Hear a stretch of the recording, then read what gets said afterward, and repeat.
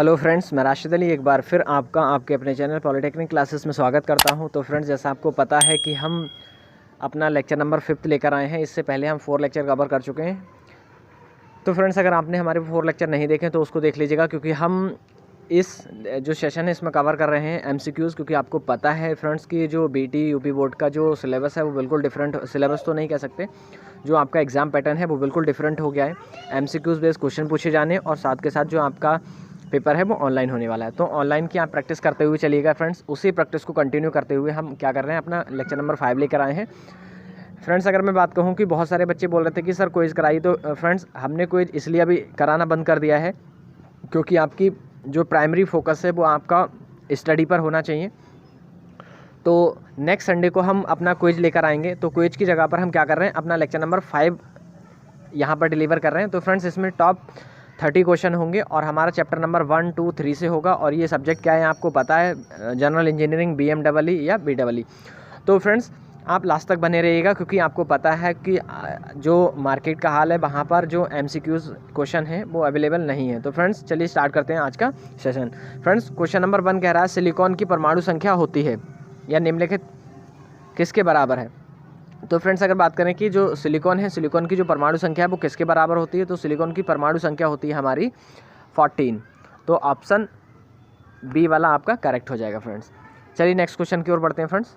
Next question में क्या कहा गया है फ्रेंड्स, क्वेश्चन नंबर 2 बोल रहा है किसी चालक तार में विद्युत धारा प्रवाह के लिए उत्तरदायी कारण है, मतलब किसके द्वारा विद्युत धारा उत्पन्न होती है। तो मैं अगर बता दूं फ्रेंड्स, तो अगर हम किसी भी करंट कैरिंग कंडक्टर की बात करें या किसी भी चालक तार की बात करें, तो उसमें क्या होता है, जो करंट फ्लो हो रही है वो उसके विभव के अंतर के कारण या फिर पोटेंशियल डिफरेंस के कारण जो है वो करंट वहाँ पर उत्पन्न हो रही है। तो फ्रेंड्स, यहाँ पर ऑप्शन जो ऑप्शन है वो आपका कौन सा ठीक हो जाएगा, ऑप्शन नंबर बी आपका is the right answer. Next question पर आ जाइए। वह सबसे छोटा कण जिसमें जल उस तत्व के वह सबसे छोटा कण जिसमें उस तत्व के सभी गुण विद्यमान होते हैं कहलाता है। तो क्या कहलाता है फ्रेंड्स, तो ऑप्शन के एक बार ऑप्शन देखते हैं फ्रेंड्स। तो ऑप्शन क्या बोल रहा है, ऑप्शन नंबर ए बोल रहा है परमाणु, प्रोटॉन, तत्व, अणु। तो आपको पता है फ्रेंड्स कि अगर कोई ऐसा तत्व है जो सबसे छोटा कण है और उसमें उस तत्व के सारे गुण अवेलेबल हैं, गुणधर्म अवेलेबल हैं, तो उसको हम बोलते हैं अणु, मॉलिक्यूल्स फ्रेंड। तो ऑप्शन आपका डी वाला करेक्ट हो जाएगा फ्रेंड्स। पहले आप इसको खुद सॉल्व करिएगा, उसके बाद आप इसका जो आंसर है उसको देखिएगा, क्योंकि आपको पता है फ्रेंड्स जो आपका एग्ज़ाम है वो MCQs बेस ही होने वाला है। तो पहले से ही आप इतनी प्रैक्टिस कर लीजिएगा कि आपको कोई प्रॉब्लम ना आए। चलिए नेक्स्ट क्वेश्चन की ओर बढ़ते हैं फ्रेंड्स। क्वेश्चन नंबर 4 बोल रहा है विद्युत धारा के चुंबकीय प्रभाव की खोज किसने की थी। तो फ्रेंड्स, आपको पता है विद्युत धारा के चुंबकीय प्रभाव की खोज किसने करी थी, ऑस्ट्रेज ने की थी। तो आपको पता है कि जो ऑस्ट्रेज ने आपका जो नीडल वाला कॉन्सेप्ट एक्सपेरिमेंट किया था, एक मैग्नेट रखा था और मैग्नेट के पास में एक कैरिंग कंडक्टर को या फिर नीडल को रखा था, चुंबकीय सुई को रखा था तार के पास। तार में विद्युत धारा इन्होंने फ्लो करा। मैं एक बार बता दूं फ्रेंड्स, इन्होंने क्या किया था, ये वायर है, वायर में क्या किया था, विद्युत धारा प्रवाहित कराई थी और उसके पास जो मैग्नेटिक नीडल थी, चुंबकीय सुई थी, उसको रखा था। तो जब इसमें करंट फ्लो हो रही थी तो हम जब इसके पास लेकर आ रहे थे इस मैग्नेटिक जो नीडल है उसको, तो इसमें डिफ्लेक्शन शो हो रहा था। तो इसी को बताया था कि ये मैग्नेटिक क्या है, चुंबकीय प्रभाव की खोज किसने की थी, तो ऑस्ट्रेज ने की थी। ऑप्शन आपका बी वाला करेक्ट हो जाएगा। क्वेश्चन नंबर 5 पर आइए फ्रेंड्स। तो क्वेश्चन नंबर 5 में क्या कहा गया है, विद्युत ऊर्जा की इकाई है। तो फ्रेंड्स, विद्युत ऊर्जा की इकाई क्या होती है, आपको पता है, ये तो सभी को पता होगा विद्युत ऊर्जा की इकाई क्या होती है। तो विद्युत ऊर्जा को किस में मापा जाता है, सिंपल ये पूछना चाह रहा है कि किस में मेज़र किया जाता है, मतलब यूनिट ऑफ इलेक्ट्रिक एनर्जी। तो इलेक्ट्रिक एनर्जी की जो यूनिट है वो क्या होगी फ्रेंड्स, तो अगर हम बात करें किलोवाट घंटा, तो किलोवाट घंटा क्या होगी, इसकी यूनिट होगी फ्रेंड्स। जो एक क्वेश्चन से रिलेटेड जितने भी कॉन्सेप्ट होते हैं सारे मैं यहाँ पर डिस्कस करता हूँ। अगर मैं बात करूँ फ्रेंड्स कि आपका जो एक सेकेंड फ्रेंड्स, अगर मैं बात करूँ फ्रेंड्स यहाँ पर जो आपका बोला जा रहा है कि विद्युत ऊर्जा की इकाई क्या है, तो आप बता सकते हैं किलोवाट घंटा। अगर हम इसके फॉर्मूले की बात करें तो फॉर्मूला होता है फ्रेंड्स किलोवाट आवर अपॉन 1000, और ये किसके बराबर होता है, 1 किलोवाट घंटा के बराबर इसको बोल सकते हैं, या फिर 1 यूनिट के बराबर भी इसको बोला जाता है। तो 1 यूनिट बराबर दिस। तो ये भी इसको भी नोट डाउन करते हुए चलिएगा, क्योंकि इस पर न्यूमेरिकल पूछा जा सकता है। नेक्स्ट क्वेश्चन पर आ जाइए फ्रेंड्स। क्वेश्चन नंबर 2 बोला गया है फ्रेंड्स, एक सेकेंड फ्रेंड्स, इसको मैं रफ कर दूं पहले। क्वेश्चन नंबर नेक्स्ट है आपका 6। क्वेश्चन नंबर 6 में बोला गया निम्नलिखित में से कौन सा दिष्ट धारा का अनुप्रयोग है। तो फ्रेंड्स अगर मैं बात करूं इलेक्ट्रोप्लेटिंग, तो इलेक्ट्रोप्लेटिंग पर क्या होता है, आपकी डीसी ही फ्लो कराई जाती है। इलेक्ट्रोप्लेटिंग मैं अभी बता रहा हूँ इलेक्ट्रोप्लेटिंग क्या होता है। इलेक्ट्रोप्लेटिंग होता है एक धातु की जो छड़ है उस पर किसी दूसरे धातु की या अन्य धातु की हम क्या करते हैं, परत चढ़ाते हैं, तो उसी को हम इलेक्ट्रोप्लेटिंग कहते हैं फ्रेंड्स। नेक्स्ट है आपका आर्क वेल्डिंग। तो आर्क वेल्डिंग में भी हम क्या करते हैं, डीसी फ्लो कराते हैं। अभी मैं इसका रीज़न बताऊंगा। बैटरी चार्जर, तो जो बैटरी चार्जर होता है तो उसमें भी हम क्या करते हैं, डीसी फ्लो कराते हैं, या डीसी से हम क्या करते हैं, बैटरी को चार्ज करते हैं। तो फ्रेंड्स ये तो समझ आता होगा आपको पहला वाला, थर्ड वाला कि बैटरी चार्जिंग में। तो अगर मैं बात करूं इलेक्ट्रोप्लेटिंग, तो इलेक्ट्रोप्लेटिंग और आर्क वेल्डिंग में, इलेक्ट्रिक आर्क वेल्डिंग की बात करूं तो यहाँ पर क्या होता है, यहाँ पर हमको फिक्स पोलैरिटी की ज़रूरत होती है। तो आपको पता है जो आपका डीसी है, डीसी में जो पोलैरिटी है वो सेम है, कांस्टेंट है। मतलब अगर पॉजिटिव है तो पॉजिटिव ही एक वायर होगा, दूसरा अगर नेगेटिव है तो नेगेटिव ही रहेगा। क्योंकि आपको पता है जो आपकी डीसी है वो समय के साथ अपना मैग्नीट्यूड और अपनी डायरेक्शन को नहीं परिवर्तित करती है। जबकि अगर हम एसी की बात करें तो एसी क्या करती है फ्रेंड्स, समय के साथ अपनी डायरेक्शन को चेंज करती है और अपने मैग्नीट्यूड को भी वो चेंज करती है। तो इस कारण क्या करते हैं हम यहाँ पर डीसी को अप्लाई करते हैं। तो आंसर आपका ऑल ऑफ दीज हो जाएगा। ठीक है, तो नेक्स्ट क्वेश्चन पर आ जाइए फ्रेंड्स, इसको मैं पहले रफ कर दूँ। क्वेश्चन नंबर नेक्स्ट बोल रहा है फ्रेंड्स, इनमें से प्रकृति का मूल कण कौन सा है। तो ऑप्शन के थ्रू देखते हैं फ्रेंड्स। ऑप्शन ए है आपका न्यूट्रॉन, ऑप्शन बी है प्रोटॉन, ऑप्शन सी है इलेक्ट्रॉन, ऑप्शन डी है आपका ये सभी। तो आपको पता है अगर हम फंडामेंटल यूनिट की बात करें या फिर फंडामेंटल एलिमेंट की बात करें तो फंडामेंटल एलिमेंट कौन कौन से होते हैं, न्यूट्रॉन भी होता है, प्रोटॉन भी होता है, इलेक्ट्रॉन भी होता है। तो आंसर आपका हो जाएगा ये सभी वाला। ठीक है, नेक्स्ट पर आ जाइए क्वेश्चन नंबर 8 पर। क्वेश्चन नंबर 8 में क्या कहा गया, क्वेश्चन नंबर 8 में बोल रहा है पीजो विद्युत प्रभाव साधारणतः देखा जाता है। तो मैं अगर बता दूँ पीजो इलेक्ट्रिक इफेक्ट होता है तो वो आपका जो कंडक्टर होते हैं और जो सेमी कंडक्टर होते हैं उनके मध्य देखा जाता है या उनमें देखा जाता है। जबकि अगर हम अचालक की बात करें तो अचालक में किसी भी प्रकार का, या इंसुलेटर की बात करें तो इंसुलेटर में पीजो इलेक्ट्रिक इफेक्ट नहीं देखा जाता है। तो फ्रेंड्स आपका आंसर हो जाएगा, देख लीजिए यहाँ पर अगर कंडक्टर हो, कहीं चालक, अतिचालक, ये नहीं हो जाएगा, ये गलत होगा। चालक, अर्धचालक ये वाला हो जाएगा, और ये रोधक भी नहीं होगा और रोधक चालक भी नहीं होगा। तो option B is the right answer. Next पर आ जाइए, क्वेश्चन नंबर 9 पर बोल रहा है अधिकांश धातु एवं मिश्र धातुओं का प्रतिरोध तापमान वृद्धि से बढ़ता है तथा इसका कथन के दृष्टिकोण से अर्धचालकों एवं अवघट्ट विलयनों का प्रतिरोध। अब ये पूछा गया है कि जो आपका अधिकांश धातु अधातु हैं, मिश्र धातु हैं, उनका जो टेम्परेचर है, प्रतिरोध है, वो टेम्परेचर की वृद्धि के साथ साथ बढ़ता है।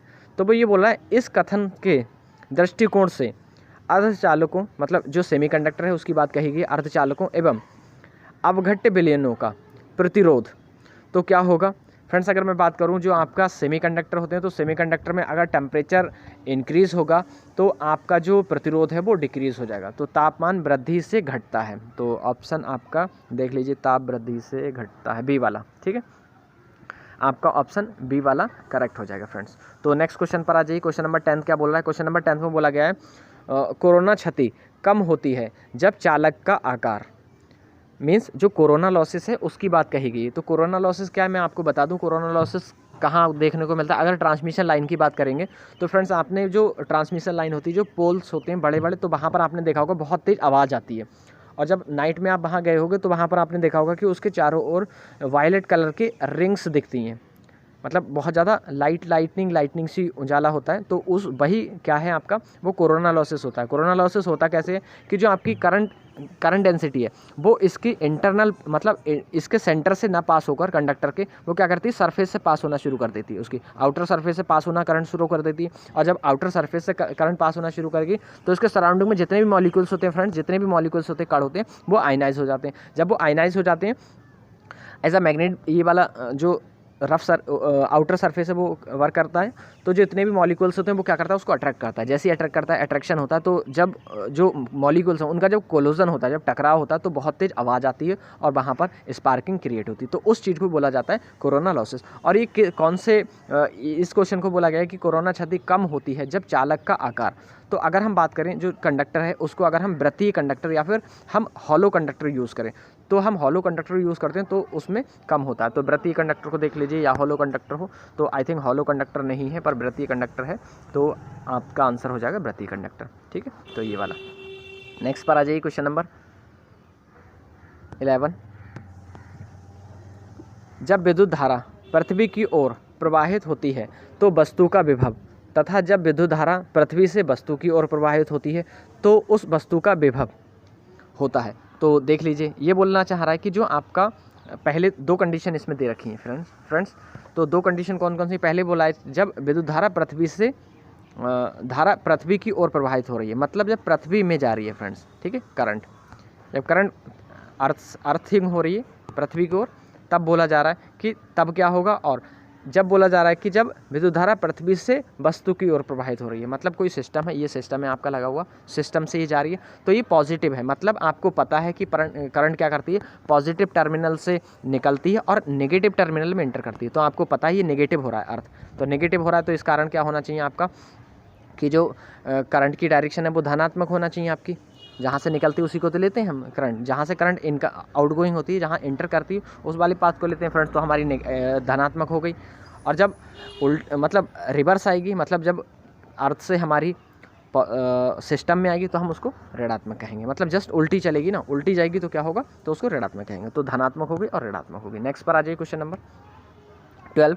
निम्नलिखित में से कौन सा विभाज्य नहीं है, तो किसको विभाजित नहीं किया जा सकता। तो बोला जा रहा है अणु, मिश्र यौगिक, परमाणु, ये सभी। तो ना तो अणु को विभाजित कर सकते, ना ही मिश्रण को, मिश्रित यौगिक को, और ना ही परमाणु को। तो आंसर आपका हो जाएगा डी वाला, ये सभी। ठीक है, नेक्स्ट क्वेश्चन पर आ जाइए फ्रेंड्स। नेक्स्ट क्वेश्चन में कहा गया है फ्रेंड्स, परमाणु के केंद्रीय संघन भाग को कहते हैं, सघन भाग हो गए यहाँ पर, सघन भाग को कहते हैं। तो ऑप्शन देख लीजिएगा पहले, क्या कहते हैं सघन भाग को, तो इलेक्ट्रॉन, यौगिक, संयोजी या नाभिक। तो आपको पता है जो आपका सेंटर होता है परमाणु का उसको क्या बोलते हैं, नाभिक बोलते हैं, न्यूक्लियस। तो आपका ऑप्शन हो जाएगा D is the right answer. Next question पर आ जाइए, क्वेश्चन नंबर 14। क्वेश्चन नंबर 14 में कहा गया है, परिपथ में कौन विद्युत धारा के बदलाव को रोकता है। तो आपको पता है बदलाव को कौन रोकता है, तो रजिस्टर रोकता है। मतलब जो रोक रहा है, मतलब या तो रोक, ये बोल दो कि रोक रहा है, या तो ये बोल दो कि वो क्या कर रहा है, उसका अपोज कर रहा है। तो रेजिस्टेंस क्या करता है, करंट के फ्लो होने का अपोज करता है, या फिर करंट फ्लो होने में बाधा क्रिएट करता है। तो जो बाधा क्रिएट हो रही है उसी को हम रेजिस्टेंस बोलते हैं। तो ऑप्शन आपका हो जाएगा सी। ठीक है, नेक्स्ट पर आ जाइए, क्वेश्चन नंबर 12 बोला गया भारी जल का अणु भार है, तो 20 होता है। आई थिंक ये सभी को पता होगा फ्रेंड्स, सारे बच्चे इसको जानते होंगे, सभी बच्चों को ये तो पता होगा आई थिंक। तो 20 is the right answer. Next पर आ जाइए, लोहा विद्युत को प्रदर्शित करने के लिए क्रिस्टल हेतु एक आवश्यक परंतु अपर्याप्त अवस्था है। तो मैं आपको बता दूं ये क्या बोल रहे हैं, ये बोल रहा है लोहा विद्युत को प्रदर्शित करने के लिए क्रिस्टल हेतु एक आवश्यक परंतु अपर्याप्त अवस्था है। तो क्या बोलना चाह रहा है, ये बोलना चाह रहा है कि जो लोहा है वो विद्युत को प्रदर्शित करने के लिए क्रिस्टल हेतु आवश्यक परंतु अपर्याप्त अवस्था है। तो पहले हम ऑप्शन के थ्रू जाएंगे, फिर आपको इसका एक्सप्लेनेशन बताएंगे। ऑप्शन क्या है आपका, पहला संतुलन के केंद्र की अनुपस्थिति, सेकंड है संतुलन के केंद्र की उपस्थिति, सी है आपका स्थानांतरणीय तथा चक्रीय दोनों संतुलन की उपस्थिति, आपका डी है ऑप्शन स्थानांतरणीय तथा चक्रीय दोनों संतुलन की अनुपस्थिति। तो मैं आपको बता दूं ये संतुलन के केंद्रीय की उपस्थिति होगा। तो संतुलन हमेशा वो किस में रहेगा, संतुलन में रहेगा। तो option B is the right answer, आपका ऑप्शन बी करेक्ट हो जाएगा फ्रेंड्स। नेक्स्ट पर आ जाइए फ्रेंड्स, क्वेश्चन नंबर 17 बोला गया है परमाणु अथवा परमाणु समूह के आयन बनाने की प्रक्रिया क्या कहलाती है। तो अगर मैं परमाणु और परमाणु के बनने के जो समूह हैं उनके आयन बनने की प्रक्रिया को बताऊं तो फ्रेंड्स उसको आयनीकरण कहा जाता है। तो आयनीकरण आपका कौन सा ऑप्शन है देख लीजिएगा, आयनीकरण है आपका सी वाला ऑप्शन। तो सी आपका इज़ द राइट आंसर। ठीक है, तो आपका ये वाला सी वाला आपका करेक्ट आंसर हो जाएगा। नेक्स्ट पर आ जाइए, क्वेश्चन नंबर 18 में कहा है कुछ पदार्थों का भार, आयन व आकार निश्चित होता है, पदार्थ की निम्न में से किस अवस्था से यह कथन संबंधित है। मतलब कुछ पदार्थों का भार, आयन व आकार निश्चित होता है, तो किसका निश्चित होता है फ्रेंड्स? अगर मैं ठोस, द्रव, गैस, अगर तत्व जो पदार्थ है उसकी टाइप्स की बात करूं या फिर उसकी अवस्था की बात करूं तो कितने प्रकार, कौन कौन सी अवस्थाएं होती हैं? Solid, liquid, gas. तो अगर मैं सॉलिड की बात करूं तो सॉलिड का जो आयतन है वो भी निश्चित होगा, आकार भी निश्चित होगा, इसका आयतन, वॉल्यूम और इसका जो शेप है वो भी निश्चित रहता है। अगर मैं लिक्विड की बात करूं तो लिक्विड का जो वॉल्यूम है वो तो निश्चित होता है, पर इसका जो आकार है, शेप है, वो निश्चित नहीं है, अनिश्चित है। और अगर मैं गैस की बात करूं तो गैस का ना तो वॉल्यूम निश्चित होता है और ना ही उसका जो उसका शेप है वो, ठीक है। तो आपका ऑप्शन डी वाला, सी वाला सही हो जाएगा। ठोस जो सॉलिड होता है उसका जो वॉल्यूम है और जो उसका शेप है वो निश्चित होता है। या फिर नेक्स्ट पर आ जाइए। क्वेश्चन नंबर नेक्स्ट क्या बोल रहा है फ्रेंड्स? क्वेश्चन नंबर नेक्स्ट में कहा गया है परमाणु संरचना के नियमानुसार किसी कक्ष में इलेक्ट्रॉन पूर्ण हो जाने पर ही नई कक्षा का निर्माण प्रारंभ हो सकता है। तो कब हो फ्रेंड्स, ये पूछा जा रहा है, ये इलेक्ट्रॉनिक विन्यास के आधार पर क्वेश्चन पूछा गया। तो इसमें ये पूछा जा रहा है कि कब नई कक्षा का निर्माण होता है। तो आपको पता है जब तक 8 इलेक्ट्रॉन पूरे नहीं हो जाते तब तक जो इलेक्ट्रॉन है वो सेकंड कक्षा में या नेक्स्ट कक्षा में प्रवेश नहीं कर सकता। तो answer B is the right, ठीक है। नेक्स्ट पर आ जाइए। नेक्स्ट क्वेश्चन है 20, क्वेश्चन नंबर 20 बोल रहा है फ्रेंड्स मैं बहुत इंपॉर्टेंट 30 क्वेश्चन लेकर आया हूँ और आज बहुत स्पीड से मैं करा रहा हूँ, इसलिए क्योंकि आपको पता है बहुत कम समय आपके पास बचा हुआ है। क्वेश्चन नंबर 20 और बहुत इंपॉर्टेंट क्वेश्चन है ये, यहाँ से आपको जरूर मिलेंगे क्वेश्चन फ्रेंड्स। 20 क्वेश्चन नंबर बोल रहा है 200 वोल्ट प्रत्यावर्ती स्रोत से प्रतिरोधहीन चोक 5 मिली एम्पेयर की धारा प्रवाहित होती है। चोक में कितनी ऊर्जा की खपत होती है? तो मैं आपको बता दूं कि जो चोक है उसमें किसी भी प्रकार की ऊर्जा की खपत नहीं होती है, क्योंकि फ्रेंड्स जो आपकी चोक है वो लोड नहीं है, लोड में ऊर्जा की खपत होती है। तो आपका ए वाला ऑप्शन ठीक हो जाएगा, 0, ठीक है। नेक्स्ट पर आ जाइए। नेक्स्ट है आपका 21 में कहा गया है विद्युत वाहक बल आवश्यक होता है। तो किस लिए आवश्यक होता है? ऑप्शन ए है आपका, एक सेकेंड फ्रेंड्स मैं थोड़ा सा ऊपर करता हूँ। तो अब बताइए फ्रेंड्स, ऑप्शन ए है आपका कंडक्टेंस को रेजिस्टेंस में परिवर्तन करने के लिए, गलत। ऑप्शन बी देख लीजिए, इलेक्ट्रॉन को गतिमान करने के हेतु, हाँ इस पर विचार करेंगे अभी। नेक्स्ट है सी वाला आपका इलेक्ट्रॉन का पलायन रोकने के लिए, रोकता तो बिल्कुल ही नहीं है फ्रेंड्स। नेक्स्ट है आपका असंतुलित परमाणु से इलेक्ट्रॉन्स को पृथक करने में रखने हेतु, नहीं ये भी गलत होगा। तो आपका जो विद्युत वाहक बल है वो क्या करता है, वो प्रेशर क्रिएट करता है किसके लिए, जो आपके इलेक्ट्रॉन है उसको मूव कराने के लिए। नेक्स्ट क्वेश्चन पर आ जाइए। क्वेश्चन नंबर 22 बोला जा रहा है इकाई आवेश को अत्यंतता से किसी बिंदु तक लाने में किए गए कार्य उस बिंदु का कहलाता है। तो आपको पता है विभव की डेफिनेशन क्या होती है? विभव की डेफिनेशन होती है V = W/Q, मतलब अनंत दूरी से या फिर किसी अनंत बिंदु से किसी आवेश को लाने में किए गए कार्य को क्या कहते हैं फ्रेंड्स? विभव कहते हैं, ठीक है। तो ऑप्शन आपका ए वाला करेक्ट हो जाएगा। नेक्स्ट पर आ जाइए। क्वेश्चन नंबर 23 बोल रहा है निम्न में से किसकी सामान्य तापक्रम पर निम्नतम प्रतिरोधकता होती है या फिर होती है? तो ये बोला जा रहा है कि किसकी नॉर्मल टेम्परेचर होता है उस पर बोला जा रहा है कि प्रतिरोधकता निम्न होती है। तो आपको पता है जो आपका सिल्वर होता है वो गुड कंडक्टर कहा जाता है। तो सिल्वर की जो नॉर्मल टेम्परेचर उस पर जो चांदी है उसकी प्रतिरोधकता निम्न होती है, इसी कारण ये हमारा गुड कंडक्टर की श्रेणी में आता है। नेक्स्ट है आपका एक शुष्क सेल में कौन सी ऊर्जा पाई जाती है? तो आपको ये 3rd वाले चैप्टर से है फ्रेंड्स, आपका सेल वाले चैप्टर से है ये क्वेश्चन। एक शुष्क सेल में कौन सी ऊर्जा पाई जाती है?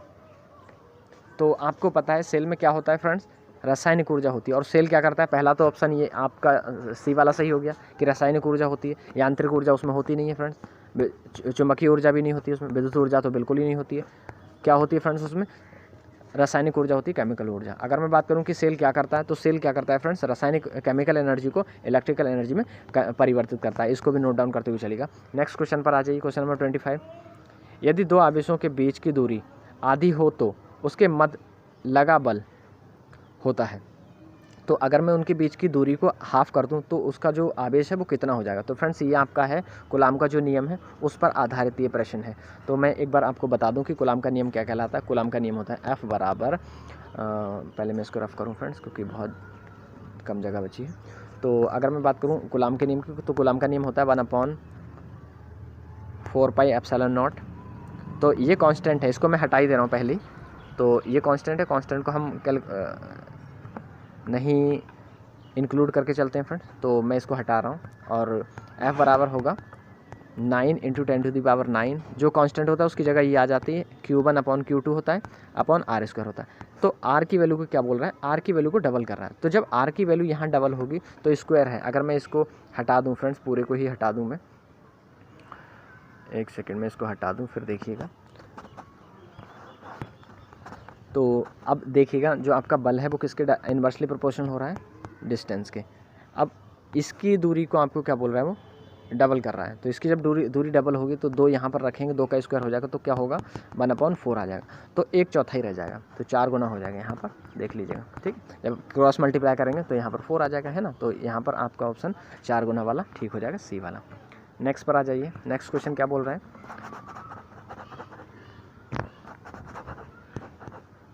एक सेकेंड फ्रेंड्स।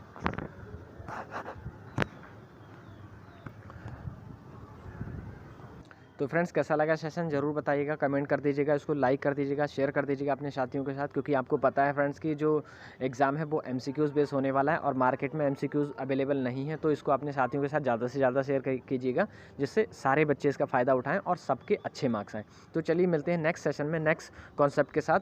तब तक के लिए bye bye, take care, thanks for watching.